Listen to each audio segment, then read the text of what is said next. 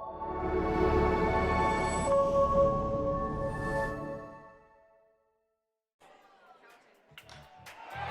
a hard-driven ball. Go ball, go ball! See ya! There you have it! A walk-off home run by Jordan Bach gives the Giants the win.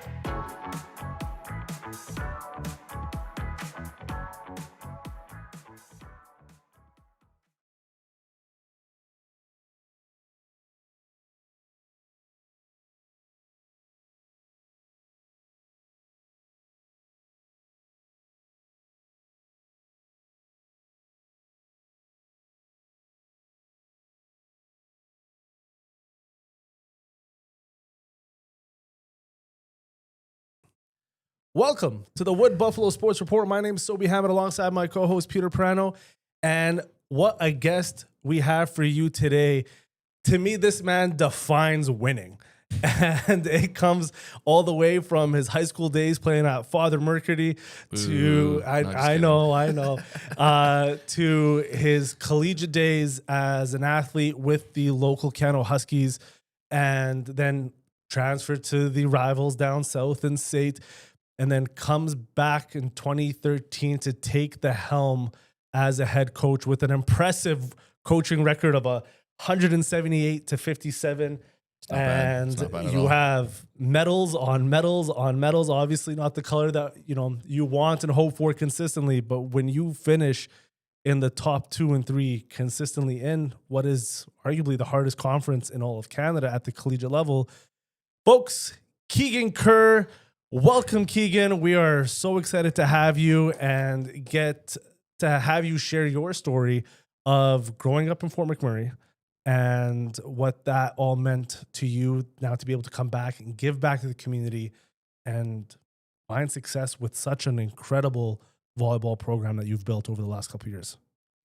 Well, first off, I appreciate that. What an introduction. That was a long-winded introduction. I appreciate it. And honestly, I'm very humbled to be here.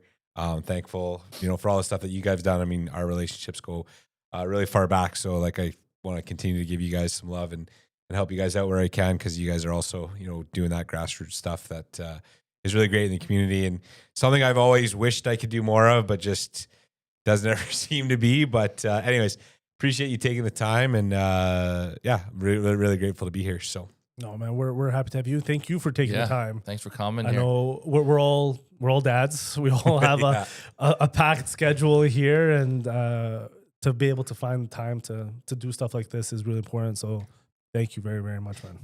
Yeah, no problem. Yeah, so get us started. So you're born and raised Fort Mac, right? Yeah. So tell us how your athletic journey started. Let's say, I don't know, maybe starting junior high, moving up to your college career. Yeah, I mean, all the way back to my St. Anne's days.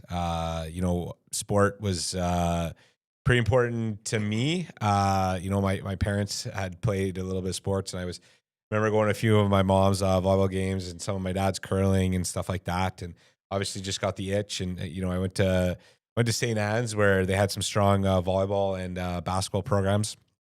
And I do remember one time, and Tommy, maybe he'll be on here sometime. He might be a little bit mad, or Curtis J. Phillips as well. He actually coached St. Paul, and they were undefeated or something at this point. And we had a St. Anne's basketball tournament, and we ended up beating them in the finals. And there was a strike after, so we ended up getting cities, I guess, after winning that championship. So that's probably my first cool sports memory. Then I went to Father Merc, and back in the day there wasn't this 7 to 9. It was you went all the way up to grade 8, and then grade 9 you went to high school, and there was the junior teams. So I played volleyball and basketball on the junior teams. I really got into kind of the court sports. I did play hockey.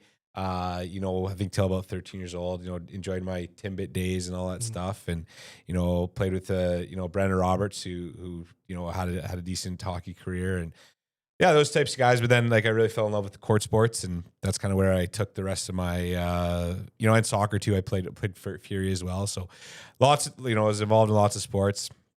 Like I said, we had some good, grade 9 Merc battles with Westwood. I remember those. And then, I was lucky enough my grade 10 year to make the senior team for volleyball and basketball. And so that was kind of, I guess that was my journey. And then we had some really good competitive days in the city. We used to have Challenge Cup, and some great battles, basketball and volleyball, and we were able to win zones a few times, grade 9 and in my grade 12 year. And then we went to, in my grade 10 year, we finished, we got second. So that was obviously a tough one. At Provs, right? At Provs, yeah. Yeah, 2003? What year was that?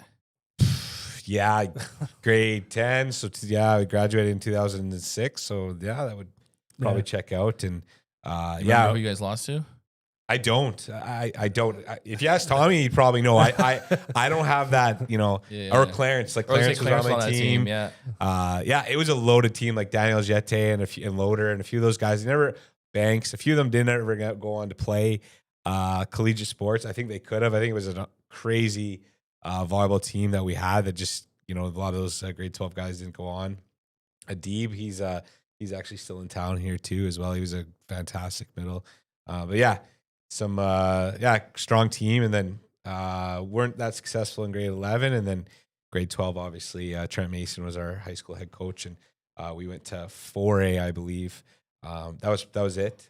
that 4A pool was tough. Something else, so that was, but it was cool, I guess, just to again be that small town team making it to 4A provincials, to get a opportunity to represent Merck and Fort McMurray and all that stuff. And high school, basketball, we did some cool stuff. I remember Brendan Toner was our coach for that, and we went down to a tournament and played a team from China, and wow, they kicked us. But every single one of them are dunking. I think we had 2 guys that could dunk, and some talented guys on that team as well. And we had a really awesome city final. And probably my most vivid memory was we were down in comp. Playing them, and comp had a pretty good team, and Jonathan Lambert was the coach down there, and legends here. I got the ball, and I remember I was kind of supposed to pass it down to kind of our 2 grade 11 kids, and I just decided, well, you know what, if we're gonna lose this game on my senior night, then we're gonna do it. So I made the call to shoot it. It was a bank 3, did not call it, but doesn't matter. It was right in front of Lambert. Lambert told me to leave him open, took the shot, and I've always kind of been that way. I'm sure you guys can attest to that. But that's awesome. Got a little. Well, can't really say it, but anyways, always been that type of guy. And then just didn't really know what I was doing. I heard of this Keanu Huskies thing. I made the all-star team. They used to do an all-star team, and so we played, against Keanu. I was like, oh, cool, Keanu. They have volleyball. I went and tried out talked to the coach, who was Sean Thomas at the time. I was able to get on the team. I actually tried out for the soccer team as well. I made the team. That was when Jonathan Soper was the coach. And then made the volleyball team. But because our volleyball team, I think we had like 8 guys. My coach kind of came to me and said, hey, well, do you want to play 1 semester sport or 2 semester sport? So I did end up picking the volleyball team. And then we were playing ACAL basketball back in the day. So as soon as our volleyball season ended, we didn't make playoffs that year, unfortunately. I jumped onto that team. So I was able to still play, in my again, confidence, or record, I like to say I played 3 college sports, even though I never got to get on the field for soccer, but made those teams. And then, I played 3 years with the Huskies, and, in my last year we got to host nationals, and what an experience that was. And was that with Piche and all those guys? Here in town when we hosted it? Yeah, that was a Piche. I remember that. Again, we only ended up having a starting lineup and one more guy, Mike King, so that was our situation. I remember one of the coolest moments from that year was obviously hosting nationals and going to provincials, but we went to Kings with literally a starting lineup. Mike hadn't joined the team yet, and you think back, and we didn't really think in, right? Injuries and all that stuff. We went out and played, and we ended up beating them both days, and it was a pretty cool moment. That's funny. So they give you host nationals, you barely have a team. Yeah, let's just say a couple guys didn't focus on the first semester. Okay. We had their roster was big first semester. Fair. And then let's just say the second semester, we had a few guys. The college days. I remember doing lines for Natties. I think it was 2013. Was it that we hosted nationals or 2012? 2006. I got 2009. 2009. It was 08, 2010. 09. It's yeah. Oh, 09, yeah. 09, 10. 09, 10. Oh, it's Yeah. for the 10. Yeah. Yeah. I remember doing lines, and I was just like too busy watching the game and not actually like doing my job as a linesman. Well, when you're a fan of the sport, that's, I think, a big thing. But with your story so far, there's obviously a lot of winning. You're obviously a competitive man, and it shows. And we've known you for a long time. But you're also very humble and gracious, right? Like you talked about having the smaller rosters, and yeah, you didn't quite get to the glory of what you had to do. How did that all transition to you now into the coaching role that you have? Yeah, I mean, and I think being a local guy, just always having that, that doubt that comes from the Edmonton and the Calgary schools, and I'm sure you guys feel it and all that stuff. So I've always just tried to, come with grace or come with, being humble, but also like, hungry as well. Like, and I think it's what I've tried to bring to the Huskies because, you got these big schools, you got the Nates, you got the Red Deers, you got these bunch of schools in Edmonton, bunch of schools in Calgary. But I want to continue to try and, push the envelope and challenge those schools and try and beat those schools, at the end of the day. So I think that's what I tried to bring. I mean, I took over the team fairly young after I came back from Calgary. I got only assistant coach for 1 year. And then, I think I was 22, 23 years old. And just, here you go, you're head coach of a college team. I don't think that happens too much. But I was lucky enough to get that job from Wade, who's at State now. But like I said, that's kind of how it went. And, it didn't take me first couple of years, we 6 and 12, 12 and 12. And then my third year is kind of when I really, learned and, we went 19 and 5 and we made it all the way to finals that year. And then obviously that was the first time I went to nationals. And I wouldn't say the rest is history. I'm still trying to strive to, continue to push the envelope and try and, win another championship and try and get back to nationals and, try and win that ultimately. But, I credit to, 12 years doing this. I credit to the guys that have stuck by me because, really, if they're not believing about all the stuff I'm yelling about or preaching, then what are we doing here, right? So a lot of those guys along the way, I owe a ton of gratitude as well because again, if they're not believing in what we're trying to do here as well, I don't know if we have the success that we did. No, and I think that speaks volumes to who you've been able to bring in as a coach. I think one of the hardest things at that level is recruiting the pieces that fit your philosophy, that fit the style of game that you want to have. And I know we've seen it. The community has seen it. You've recruited some phenomenal players to come into the community who have stuck in the community and are giving back to the community. What makes those type of players stand out in your eyes? I mean, we get pretty good internationals. You guys obviously know that. So, I mean, thankful for the internationals willing to come. Obviously, all the way to Fort McMurray, willing to, a lot of these guys stuck out, they're 12 years. We have a few guys transfer to different programs. Obviously Cornell went to McEwen and Joe went to BU for a little bit. And, but yeah, a lot of these guys luckily we have a few programs that guys can get degrees into. And, players like Blager that stuck around for 5 years and we're an All-Canadian, and obviously Atus as well, who stuck around and also was All-Canadian twice. And, those types of guys, like I said, they're important guys to your program. And try to bring really good internationals to try and fill around that. And, we've brought in, I shall tell my guys, we got guys that, have played on national teams and we guys that kind of, played 1A provincials. I really try and just make everyone feel as accepted as possible because everyone's volleyball journey is different, right? It's no one's fault or whatever that, this guy only played 1A and this guy got to play the national team. It's like, how can we bridge that gap? How can we bring everyone together? And I mean, as you said, I walk around with confidence, but I'm not sure I was the best setter. I like to think I was, but I like to think that, if a kid wants to come play with me and understands kind of the situation they're getting in, and if they want to work, then I want to give them a chance to go to work. And I think we try and bring in as much talent as we can, and then we try and bring a lot of blue collar guys around that and kind of see how it all fits. And luckily, like I said, we've been lucky to, have a couple of years, and, like no different than, or I guess there's a great story. I mean, Cam Visser as well, he obviously has a similar story, right? He was a red shirt and then kind of made his way, onto the roster, and was a pretty important piece for us. But then, Anderson King, is probably the definition of, didn't play a lot of volleyball, wasn't, he would admit to himself that he wasn't that good. And so hopefully he's okay that I say that, but he worked, right? He worked.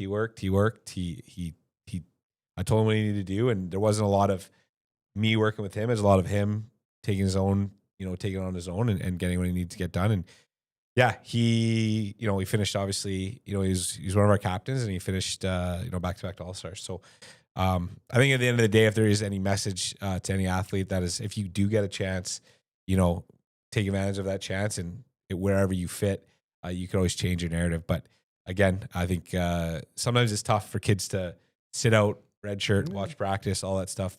And I get it. Luckily, I've never really had to do that too much. But I do credit my ability. I got to start at Keanu as a setter for a couple of years, or for 3 years. And then I went to SAIT, and I backed up kind of our Team Alberta kid. And being able to do both roles, I think also has helped me in my coaching journey, to be able to start and know what that feels like, but also be on the bench to know what that feels like. Because you can't win with 6 guys, right? Yeah, those 6 guys are asked to do a lot, and at the end of the day, they're going to put the ball away. But if we don't have, the whole squad kind of committed to what we need to do, and no one's watching what our practices are looking like, right? But if we're not having those battles in practice, we're not probably as successful as we've been. So again, it's a credit to, the philosophies and the, the culture that these guys created. And I just try and do my best to continue to move it forward. Awesome, man. So obviously your program now has been super successful, right? Probably 7 years now, where you're top 10 in the country, usually top 5 in the country, top 2, 3 in the province every year.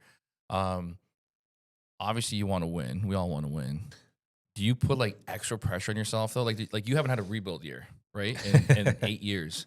So do you put extra pressure on yourself to hey, I have to be one of the top programs every year, right? Or do you kind of here's my system, here's my recruiting classes for the next couple of years, and kind of just let it go, and however it works out, it works out? Or are you what's your, I don't know, how do you feel when it comes to that the pressure of winning, or is there no pressure when you're just doing your thing, you're having fun?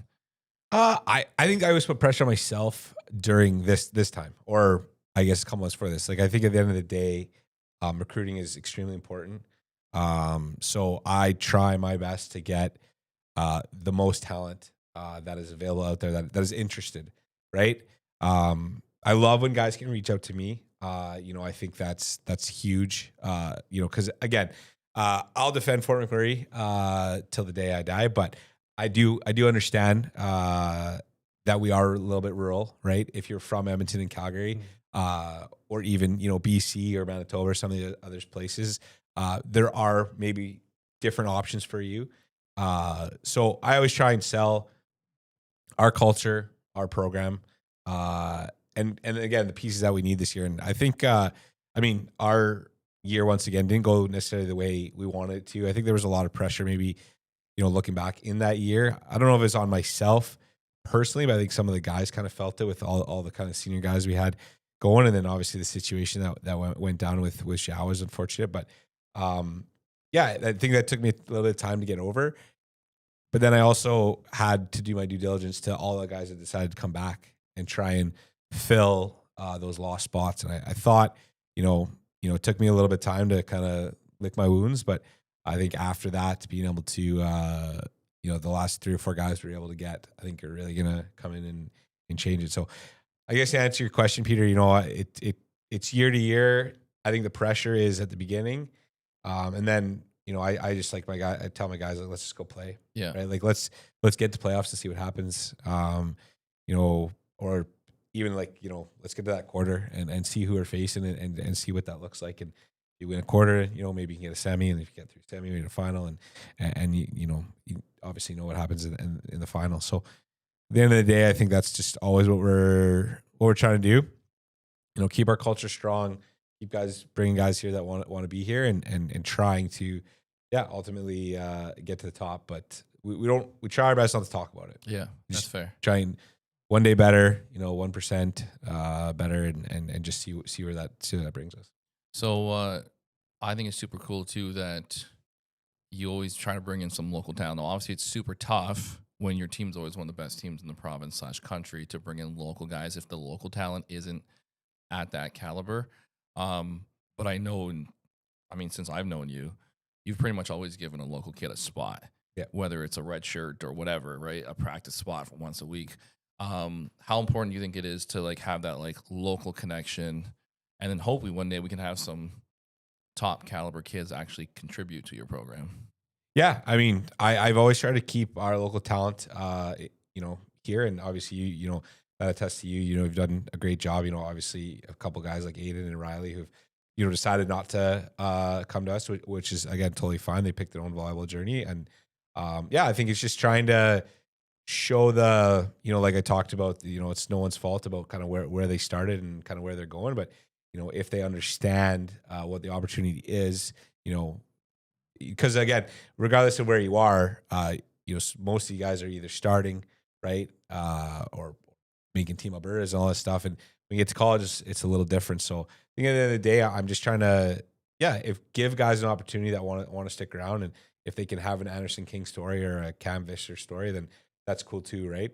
Just trying to help them work through those things. But I think each and every year, yourself has been pushing the envelope with Thunder, and obviously with your high school program here. So the talent gap, I guess you'd say, it's closing, and that's a testament to you and what you've done. So continuing to try and get those guys to stick around, and if they choose not to, that's okay too. But at the end of the day, I don't want a kid that has been working so hard in the community, right? Whether it's for, any high school program, or then, if they go to Thunder or another club program, to not at least been given the opportunity, to be something. Now, again, if they choose to obviously accept what that might be, that's always what it comes down to be. But yeah, I think at the end of the day, trying to continue to support and grow local guys is so key. That's awesome. And I think that's something where you talked about that being the local guy on the team here, and we've talked about it before, me and Peter. This community is so giving to its athletes.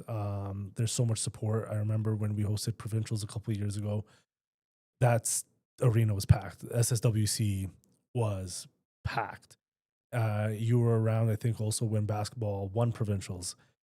That was unreal. How much is the community's involvement? Because we have had some tremendous support in some dark times and some really good times. And I think this past year, obviously doing the broadcast for the Huskies has been the most fruitful we've seen the fans for the Huskies from start to finish, for the women and the men. Usually it starts to increase in numbers for the men's game, but especially volleyball this past year was probably our highest attendance ever from the start of the season to the end.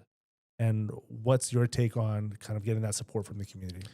Yeah, I try and share it on my socials all the time. I'm not ignorant to the fact that if this community is very supportive, and I'm very thankful when we're able to provide that environment for our athletes. So of course, we always got to give a shout out to the community and to the people that are coming to our games. I think really, when Jeremy won provincials at home and that gym was packed and there's nowhere to, be, I think it really just kind of set a tone of, we kind of were able to build off that win from last year, and it got into this year, and obviously having you, sharing your, doing your thing, and obviously helping us out with announcing. I think at the end of the day, it's just, kind of word of mouth and trying to get everyone there. We try to obviously provide a really good product that the club teams, the high school teams, we try to obviously get involved with those schools so they come down, right? We have the bouncy castle up, so hopefully families can pop in and let their kids run around the bouncy castle. So I think at the end of the day, we are trying to make it as community friendly as possible while catching some high level sports, whether that's soccer, basketball, or volleyball. And like you said, on either side of the ball, right? On the women's side or on the men's side. So, I think at the end of the day, the more that we can just get ourselves out, on the socials, trying to, we still is a little bit of a transient community, right? In terms of the coming and going. So, the more that we can continue to let people know what's going on the weekend and we have obviously those continued supporters of the program and just, trying to get more people to come on down and watch the game because we had some really good games and we didn't lose a game at home, I believe, last year. So that's again another testament to what the sport we get from our fans. Yeah, and it's exciting, right? And fans will come when W's are on the board. We get that, and I think what you guys are able to do is provide that opportunity. And you mentioned, the bouncy castle. It becomes a family affair. It's something that you want to take your family to as a sports fan, where your kids could then play in the bouncy castle or do the coloring tables or whatever the case is while you sit in the stands and watch really high caliber sports that you guys offer. On the mention of the community, kind of given to the college in that aspect, your role besides the head coach is community outreach with the college and the athletics. How important is that for you to now take charge of the athletics as well and give back to the community? I know reading a couple articles kind of preparing for this, the food bank is a big focus for you and what you guys do. Kind of walk us through here that idea and focal point. Yeah, no, I appreciate you bringing up the other side of my job because I do believe it's the most important. Especially right now, the community is going through tough times and feel like it's been going for a while, but feel like we're trying to get better. But anyways, we're always trying to give back. Like you said, we're getting stuff from the community. We don't want to be just taking. We want to be in the schools. We want to be supporting the food bank. We want to support local organizations. We want to try and do as much as we can. Right? We have busy athletes that obviously don't always necessarily live here, but we want schools. We want community partners. We want them reaching out with their ideas and what they kind of need for support. And of course, we'll do our best to try and fill that. And that's kind of my role, where I always try and say yes and find some player or team to kind of get out there and do what we need to do. Because we need this community to know who we are and to support us. So we want to, like, we do a food bank camp in December, and I saw a few media posts about they need a little support, and but we also want to get in the schools, right? We want to encourage young kids to play sport and to be active and to get off the devices and that type of stuff. And so I think at the end of the day, if you are a teacher or a PE teacher or anyone in the community that needs the Huskies, I'm always here to support, and we will do our best. And I'd hope that most people would say that if we're free, we're there. And we've even been lucky enough this year to get out and support some of like the rural communities. Like I was able to get out to Fort Chip, and we were able to get some teams out to Conklin and to Johnvier and to Anzac and to Fort McKay. So we want to do our best to have our name out there and to support where needed for sure. Because again, we want to, we want youth active and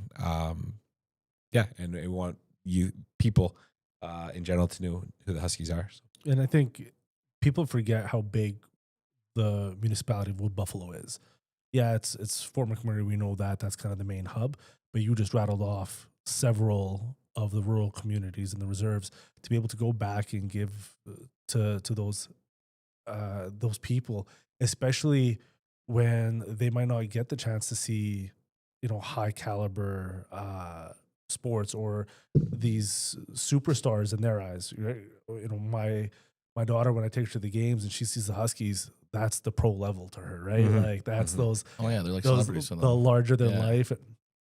I know for years back when we had some personalities on the basketball team, they would go into the school. Ivan Kartev would go in, and he's a 7'2" Frenchman that the kids would be awe-inspired by to then hopefully kind of pursue that and pick that up. So, man, what you do with the community is huge, and I think this past year, the connection, for example, with Atus and Fort McKay where Mackay had a bunch of kids come down to the games and support him for a couple of his last home games as a senior, was also massive, because now it's building that connection, I think, between the college, the athletics department, and the communities around. Yeah, I mean, absolutely. And then even like, alumni, like I know Alwyn, he brought his team down, and Yeah, we were able to get, that's right. get them a practice, but they brought a whole bus down, and they were getting autographs after. And again, it's just kind of those humbling moments where you go, like, these kids really do truly look up to these kids. And we're trying to teach them to be young, good adults and ladies, and just, again, try and give back and just understand, they're always kind of watching, and how can we inspire in a positive way. And like I said, we love to show that on the court, and then do our best to give back in the classroom, or, in the community. But I love the way you guys have done now for like game days over the last couple of years. Like we said, like there's more and more fans out. You guys create this amazing atmosphere. Your intro, the bouncy castle. You have your teams coming by, high-fiving all the kids. The crowd gets pumped up, which obviously helps you guys play better. And I love how even after the game, usually all the players are sticking around, talking with the kids. The kids are on the court. Like I think what you guys have created is more than just like a good volleyball program. Like you've created like a community team where everyone kind of feels like they're part of it. So yeah, it's super awesome. What's your goals, I guess, this upcoming season? Do you put any, how should I word it? Are you always aiming for that like natties, or is it just kind of like let the chips fall where they fall?